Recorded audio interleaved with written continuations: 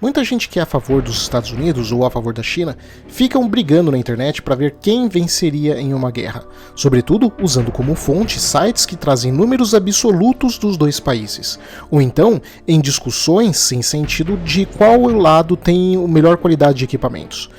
Porém, essa discussão é absolutamente insignificante e vai estar fundamentalmente errada. Mas então no meu vídeo sobre o desenvolvimento do poder naval chinês, um vídeo da série sobre a história militar chinesa que era exclusiva para membros, mas que agora está aberto ao público e que eu vou deixar na descrição do vídeo, um dos inscritos me fez essa pergunta, que é muito importante e é muito interessante, mas é algo frequentemente esquecido.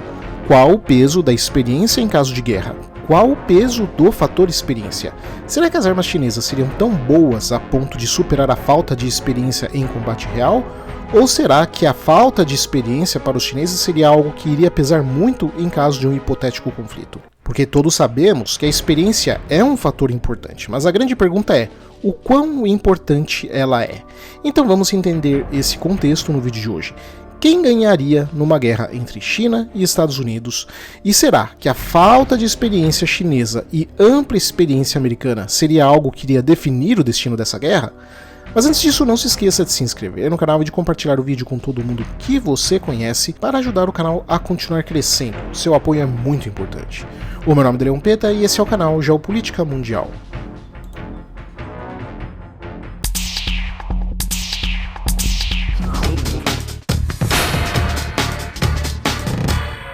E pessoal, no mundo de hoje, onde decisões rápidas e seguras definem o sucesso, contar com inteligência estratégica é vital. E a BCI, Bureau of Corporative Intelligence, é especialista em transformar dados em poder. Há 25 anos vem ajudando empresas a proteger os seus ativos, prevenir fraudes e antecipar ameaças no cenário corporativo e geopolítico. Os serviços de inteligência corporativa, as investigações avançadas e a contra-inteligência, o que não apenas garantem a sua segurança, também vão te proporcionar uma visão mais estratégica para você estar sempre um passo à frente da concorrência. Na BCI, agência de inteligência privada, existe a união da tecnologia de ponta, a expertise humana e o que torna possível criar as soluções sob medida, sempre com muita confidencialidade, ética e compromisso. Seja você um líder empresarial ou um gestor estratégico, saiba que a sua segurança começa aqui. Descubra como a BCI pode fazer a diferença para a sua empresa, clicando no link que eu vou deixar na descrição do vídeo e como comentário destacado. Então, se você tem uma empresa ou está em algum cargo estratégico de alguma empresa e precisa lidar com algum problema grave relacionado à segurança e inteligência ou quer evitar futuros problemas, como fraudes, por exemplo, entre em contato com a BCI. Quando falamos em guerra, a primeira coisa, de longe, a primeira coisa a se fazer é entender o contexto. A comparação de números militares, equipamentos e etc. são um tipo de discussão mais burra possível, porque ela é basicamente apenas a ponta do iceberg e a parte mais superficial de um conflito.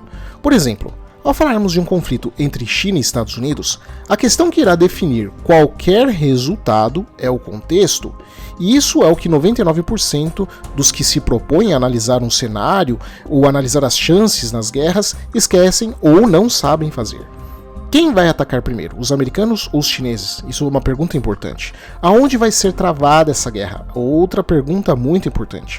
Porque veja, se estivermos falando da China tentando atacar o Japão, com os Estados Unidos vindo em socorro japonês, é um cenário muito difícil para a China. Porque a distância é muito grande, o território em torno do Japão é enorme, as capacidades japonesas são extremamente consideráveis e por aí vai. Mas se falarmos de uma guerra onde a China tenta atacar Taiwan e aí os Estados Unidos entram, a situação já muda a favor da China. Agora, é um conflito mais perto, com menos território a ser coberto, e as defesas taiwanesas são bem menores do que as japonesas. Então a entrada americana aqui iria envolver toda uma equação diferente. E mesmo assim, também tem a questão de se outros países da região iriam se envolver, como o Japão e as Filipinas, e se sim, de que forma seria esse envolvimento? Enviando navios de guerra? Apenas cedendo seu território para as operações americanas?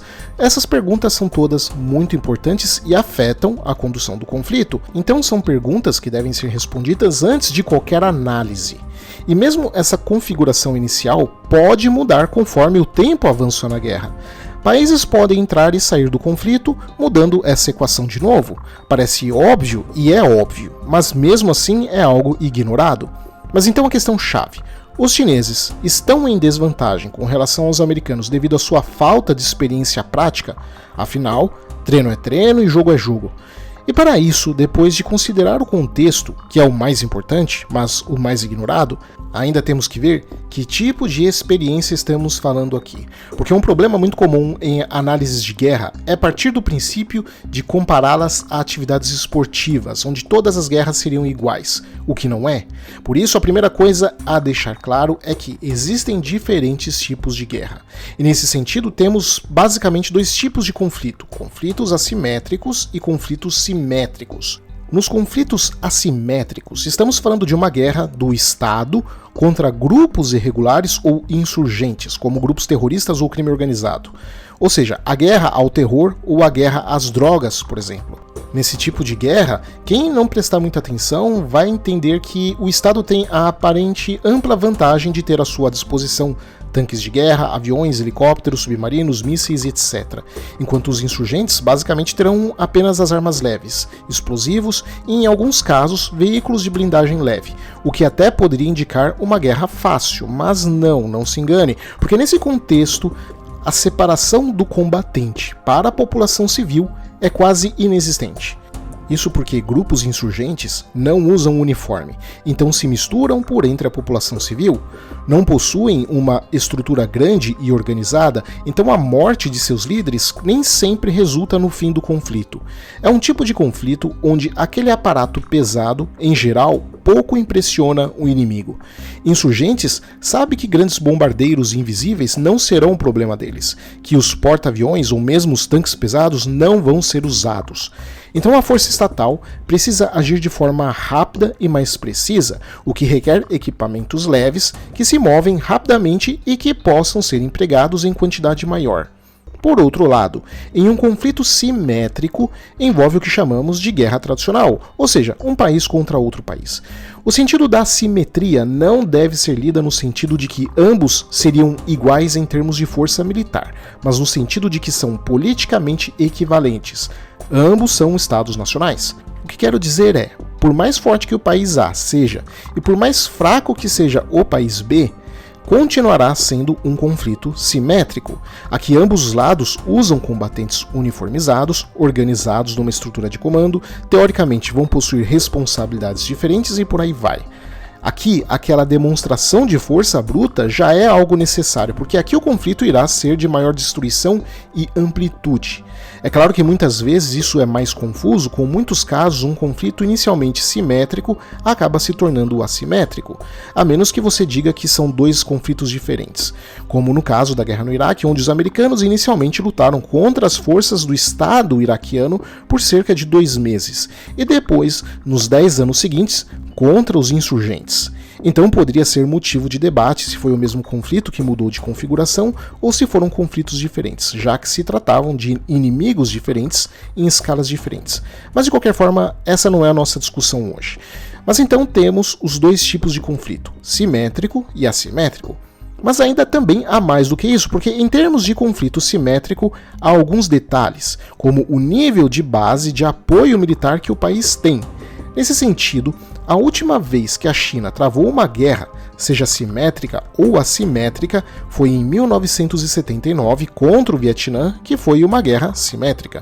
E os Estados Unidos, bem, eles travam uma média de alguma forma de guerra de 2 a 3 guerras por década. Mas a última vez que travaram uma guerra simétrica, em teoria, foi em 2003, ou seja, há mais de 20 anos atrás. Mas há também um porém gigantesco nisso. As forças iraquianas em 2003 eram apenas uma sombra das forças iraquianas da Guerra do Golfo de 1990. A maior parte já havia sido destruída e nunca foi reconstruída, após mais de 10 anos de sanções e embargos. Então, teoricamente, foi um conflito simétrico, mas o grau de decadência do exército iraquiano era enorme, sendo um mero espantalho.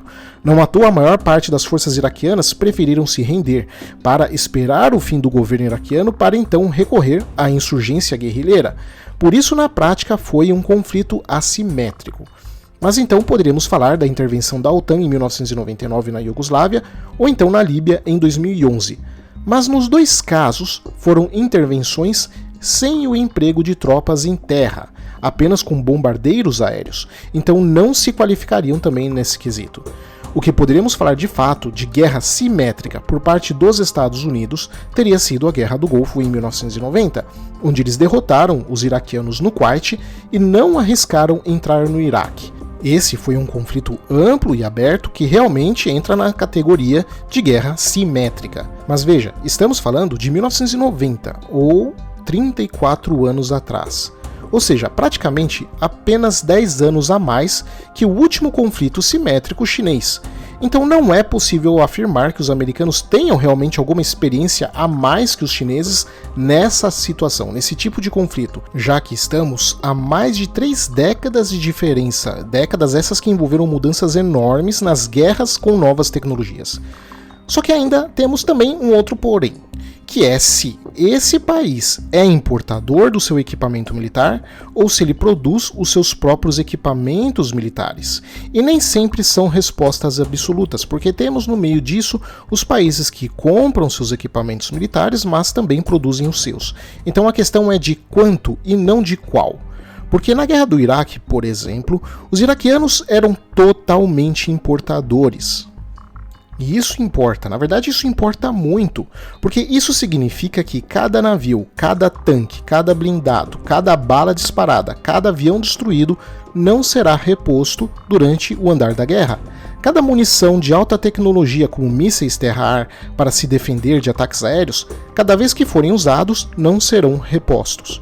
É claro que o país ainda pode comprar isso durante o conflito, mas não é só muito mais difícil fazer isso, e também lento, como ainda por cima o país em questão fica à mercê da boa vontade de outros países que produzem e vendem essas armas.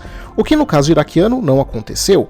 Ninguém ajudou os iraquianos a repor o seu estoque, então todo equipamento perdido era só perdido. É uma guerra que já começa com um fim à vista. Além disso, diante desse cenário, o outro país não precisa se preocupar em bombardear fábricas e instalações de apoio, apenas os estoques de armas e munição, o que são muito menos alvos estratégicos a serem atacados também, o que facilita muito o trabalho da Força Aérea e dos ataques com mísseis. Mas este não é o caso chinês, porque os chineses produzem suas próprias armas, então podem repor qualquer perda no campo de batalha num tempo hábil. E nesse sentido, a última vez que os Estados Unidos lutaram com um país com capacidade de infraestrutura industrial militar capaz de manter o ritmo de combate com a reposição de equipamentos e armas foi em 1952, curiosamente justo contra a China durante a Guerra da Coreia, sendo que naquela época essa capacidade de reposição chinesa era muito pequena, dependendo muito do apoio soviético, e ainda assim praticamente foi o empate. Mas hoje, a capacidade de reposição chinesa não é irrisória. Numa pesquisa feita pela Alliance for American Manufacturing em janeiro de 2023, a China tinha uma capacidade de construção naval de 232 vezes mais que a dos Estados Unidos, algo que agora em 2025 deve ter aumentado ainda mais. Mas então, uma resposta comum a esse problema é alegar que, embora a China possa construir mais navios, esses navios são tecnologicamente inferiores aos da Marinha dos Estados Unidos. Mas isso também está errado.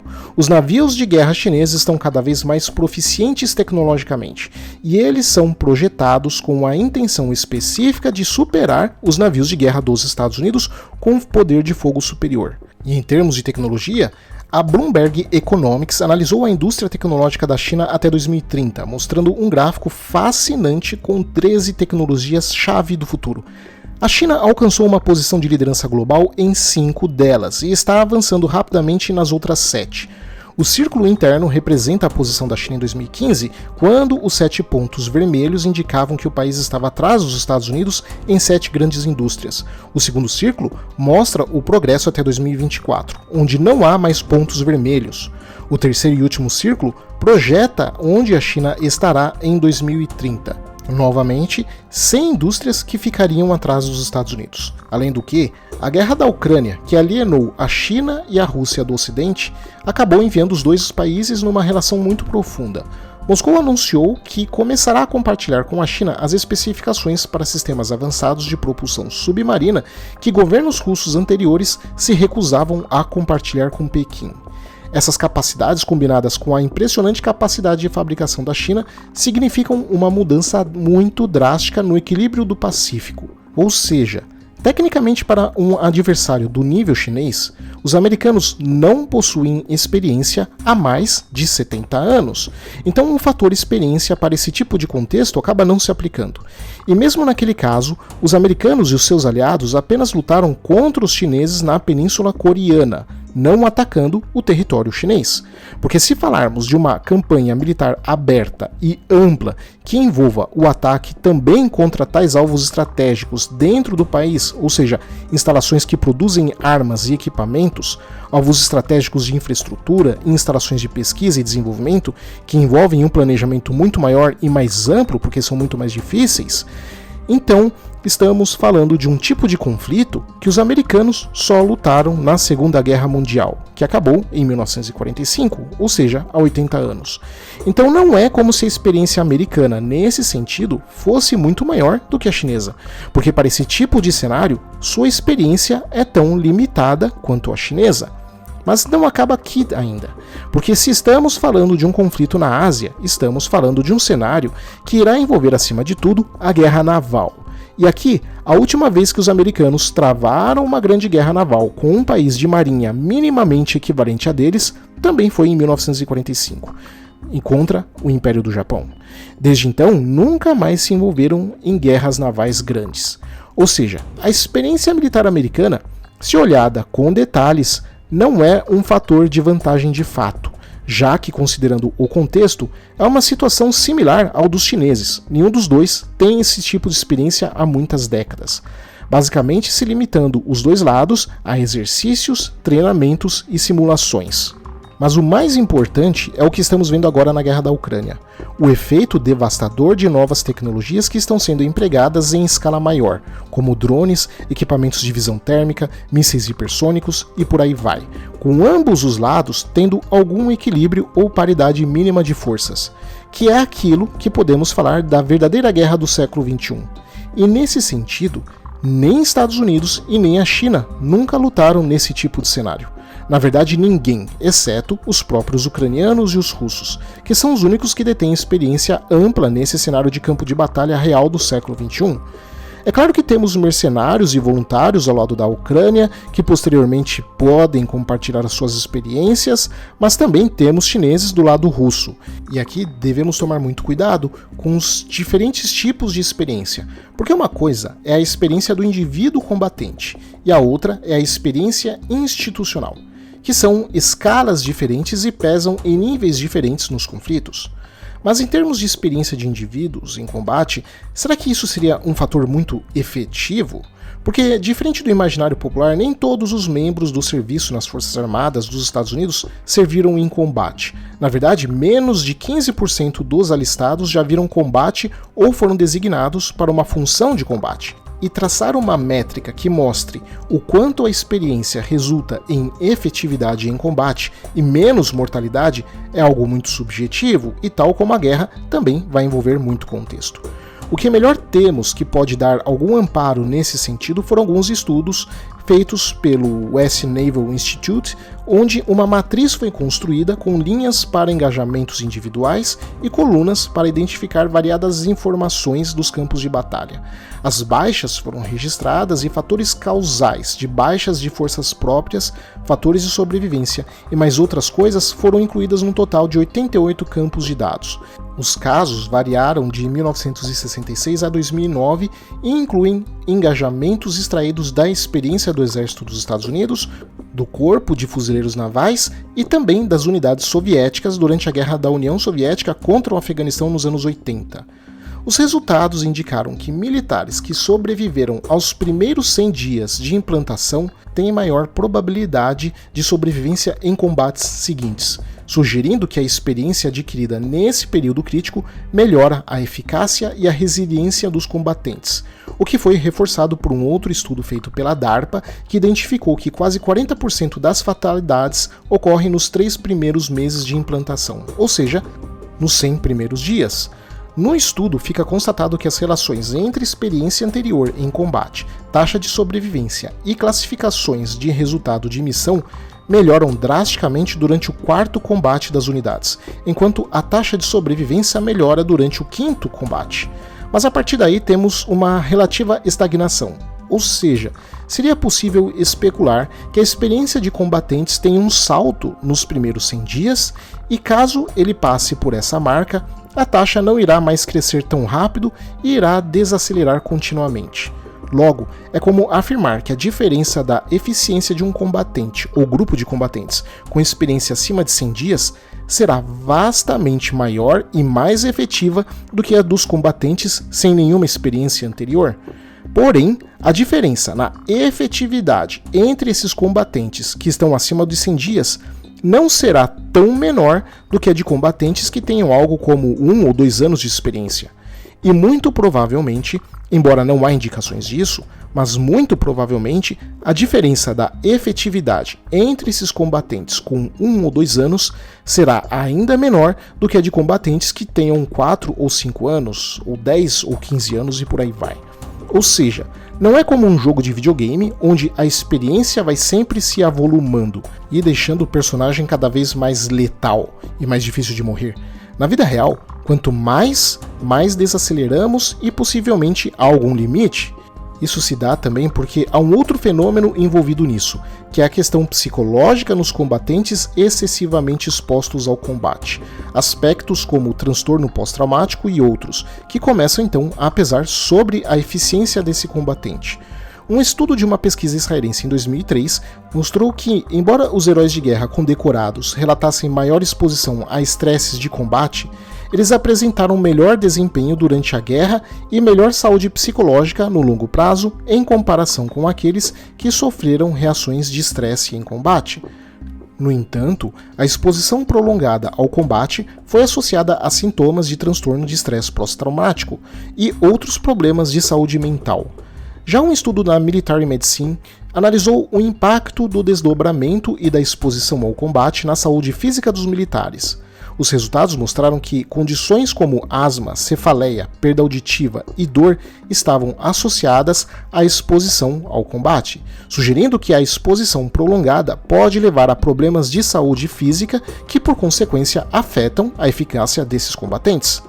Além disso, a exposição repetitiva a explosões e outros estressores de combate têm sido associadas às lesões cerebrais traumáticas e declínio cognitivo, o que também vai afetar a eficácia dos militares em combate.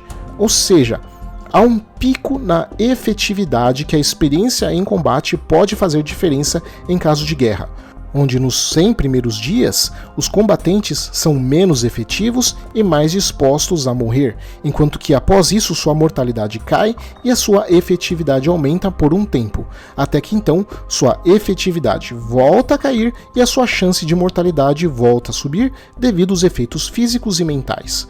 Logo, o fator experiência dos soldados e oficiais americanos como vantagem é muito relativa e muito subjetiva, pois não só aparentemente pouco iria se aplicar a um cenário igual ao dos chineses, onde a experiência é pequena ou nula nesse tipo de conflito, como ainda por cima só teria efeito nos primeiros meses do conflito, pois após isso provavelmente ambos os lados já teriam equalizado o seu grau de experiência e veríamos então um cenário novo no conflito. E me parece pouco provável que, em caso de um conflito sino-americano, os Estados Unidos teriam condições de causar danos o suficiente para travar a máquina de guerra chinesa nos 100 primeiros dias. Assim, não vejo o fator de falta de experiência chinesa como um elemento definidor do resultado de uma guerra entre os dois países, pois não só é subjetivo e provavelmente é bem menos impactante e também teria vida curta, sendo mais provável que outros fatores geopolíticos acabem pesando mais nesse resultado. Obrigado a todos, espero que vocês tenham gostado e não se esqueçam de se inscrever no canal e de compartilhar o vídeo com todo mundo que vocês conhecem para ajudar o Geopolítica Mundial a continuar existindo. O seu apoio é muito importante. Abraços e até o próximo vídeo.